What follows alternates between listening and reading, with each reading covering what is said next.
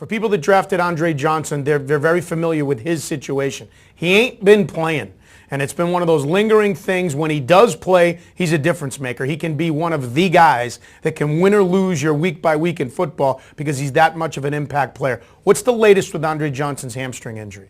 Well, he's been out at least 4 weeks, and they're hoping he's not going to be out for his fifth. He did return to the practice field early last week. He did not practice today. They're considering him day to day. You know, it's an injury that he had a significant strain in that thing, in that hamstring. I'm calling it a grade 2 strain, and it takes time. He has returned to practice, but he still can't quite open it up. He's not 100%. And the big thing here is the hamstring muscle plays a key role in accelerating and decelerating the leg while running and jumping, and he's having problem accelerating, which is at where the hamstring is its most vulnerable. So they have to make sure that everything is okay and that he feels okay before he tries to go out there and play, or he's going to aggravate this and, like his teammate Arian Foster, come into the lineup but then have to make an early exit and sit out yet another week. When you say, refresh my memory, when you say grade 2 strain, what's the significance of that? What does that mean?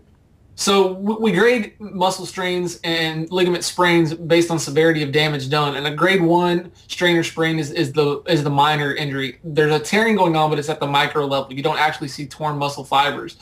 And grade 2 is what everybody really refers to as the torn hamstring. You actually have fiber damage going on. That fiber damage leads to a loss of function. So the muscle that's affected, whatever motion it's responsible for, is really limited. You lose some of the strength in there. So with the hamstring, it's responsible. Its primary role is for hip extension and knee flexion.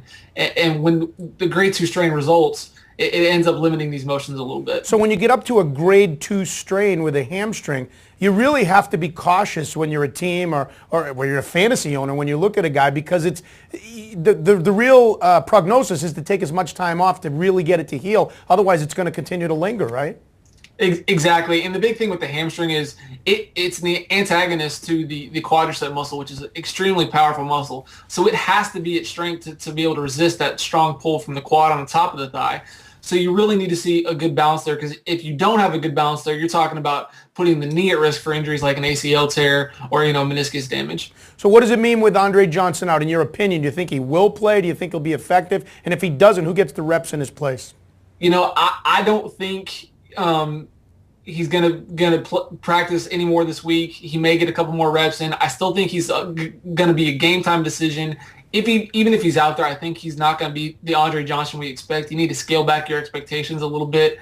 I expect him to play within the next 2 weeks, though, based on what they're doing. They're handling this extremely well. In his place, Kevin Walter, the Texans, really has stepped up. He's had 27 targets since Johnson's been down. They were looking at him a lot. I really like him as an option. I think one of these days he's going to have a little breakout game. He did okay last week, nothing big. But again, if Johnson's out, Walter may be the guy that sees the increase in number of reps.